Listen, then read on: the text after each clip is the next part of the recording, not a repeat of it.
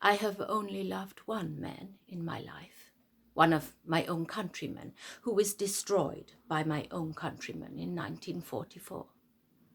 When I came to Hugo as secretary, I was desolate and without hope. And when a little later he asked me to marry him, it seemed like a sudden miracle.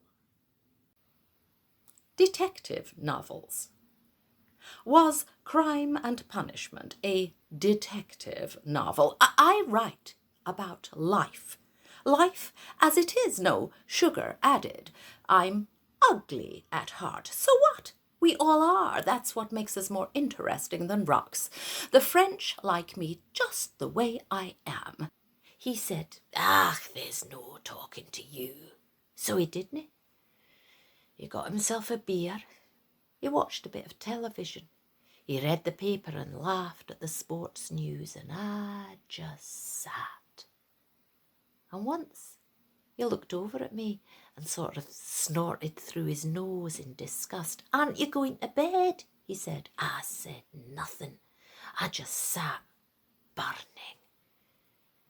I'm a hooker, sort of, but I'm just too disorganized. If someone gives me a number where I can contact them, I write it on a napkin or a Kleenex, then I throw it out. Or I write it on the wall and forget to put the name next to it. And I can't set a price. I just can't decide what a good price is. I want something high enough to be classy, but not so high it's discouraging.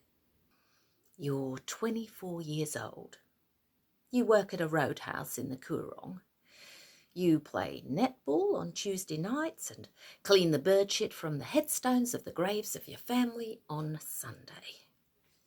You know that if you don't leave here soon, you will marry a farmer from Salt Creek. He will be a good man who works hard and likes a beer. He will love you, and you will make his life hell. It was Kwame who told me to use her because she got him off that stupid involuntary manslaughter thing. I mean, it wasn't his fault the other car was driving so slowly. So he's juggling calls to Karen's law firm and calls to Billy, who he's known ever since they both played for Tottenham. And I heard him say to Billy, "My Danny would never betray your Christelle," and that's that. Anyway, when I told Karen it wasn't me who leaked those stories to the Sun and that Christelle was a lying "see you next Tuesday," she just looked at me. The sermon was about sex. I didn't actually nod off, although I've heard it before. Marriage gives the okay to sex is the gist of it, but while it is far from being the be-all and end-all, you can say that again, sex is nevertheless the supreme joy of the married state and a symbol of the relationship between us and God. So, Geoffrey concludes, when we put our money in the plate, it is a symbol of everything in our lives we are offering to God, including our sex. I could only find 10p.